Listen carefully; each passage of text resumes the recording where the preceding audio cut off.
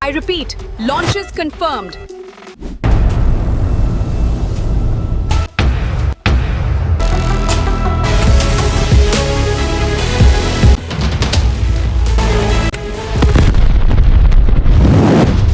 है 11 मई 1998 की दोपहर के ठीक 3 बजे अमेरिका की सबसे हाई-फाई स्पाई एजेंसी CIA के हेडक्वार्टर में एक इमरजेंसी सायरन बजता है।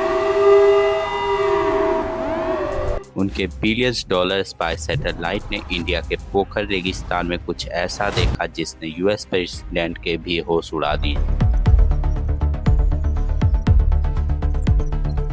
CAI परेशान थी, उनके पास ऐसे सैटेलाइट थे जो जमीन पर गिरी एक छोटी सी सुई का नंबर भी पढ़ ले। तो फिर उन्हें भारत के इतने बड़े न्यूक्लियर प्लान की भनक तक क्यों नहीं लगी?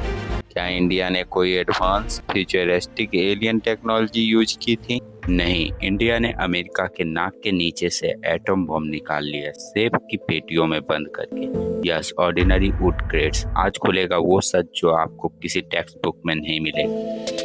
चलिए पहले हमारे दुश्मन को समझते हैं। CIA के 4 सबसे खतरनाक स्पाई सैटेलाइट्स। इनकी नज़र से बचना नामुमकिन था। उनके सैटेलाइट्स इतने एडवांस थे जो जमीन पर पड़ी एक छोटी सी घड़ी का भी टाइम पढ़ सकते थे वॉशिंगटन में बैठे बैठे। Look at the magnification here. We can clearly identify the serial number 734-B. लेकिन इंडियन साइंटिस्ट ने इन सैटेलाइट्स की सबसे बड़ी कमजोरी ढूंढ निकाल ली, उनका ब्लाइंड स्पॉट। सैटेलाइट्स हमेशा एक जगह नहीं रहता, वो घूमता है। साइंटिस्ट ने उनके आने और जाने का एग्जैक्ट टाइम निकाल लिया। हर रोज सिर्फ 4 घंटे ऐसे होते थे जब कोई सैटेलाइट्स इंडिया के ऊपर नहीं होता था। सारा काम खुदाई से लेकर बॉम्ब की शिफ्टिंग तक सिर्फ उसी 4 घंटे के सन्नाटे में होता था। 1 मिनट की भी देरी और पूरा देश दुश्मन के निशाने पर होता। लेकिन सबसे बड़ी प्रॉब्लम अभी बाकी थी। Bhabha atomic research centre Mumbai में जब बॉम्ब के पार्ट्स तैयार हुए तो उन्हें पोखरा तक कैसे ले जाया जाए। अगर मिलिट्री ट्रक्स का बड़ा काफिला निकलता तो सैटेलाइट तुरंत अलर्ट हो जाती। तब दिमाग लगाया गया था अंडरडॉग डिसेप्शन का। इन बॉम्ब्स को रेगुलर मिलिट्री ट्रक की जगह आम फटी पुरानी लकड़ी के बक्से में पैक किया गया। उन पर बाहर बड़े बड़े अक्षरों में लिखा था विजिबल कोड्स, यानी जल्दी खराब होने वाला सामान। किसी को शक ना हो इसलिए उन्हें आम कार्गो प्लेन्स के जरिए शिफ्ट किया गया। अमेरिका ऊपर से देख रहा था और उसे लग रहा था कि इंडिया सिर्फ सेब और सब्जियां ट्रांसपोर्ट कर रहा है। और इस पूरे प्लान के मास्टरमाइंड थे हमारे प्यारे डॉक्टर APJ अब्दुल कलाम। लेकिन अगर रेगिस्तान के उस गांव में कोई उन्हें पहचान लेता तो इसलिए उन्होंने एक फेक मिलिट्री यूनिफॉर्म पहनी। उनका कोड नेम रखा गया मेजर जनरल पृथ्वीराज।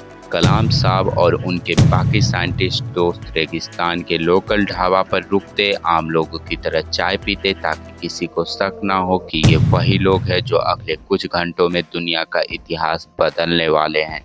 उनके टीम कोड्स नेम थे नटराज और अग्नि।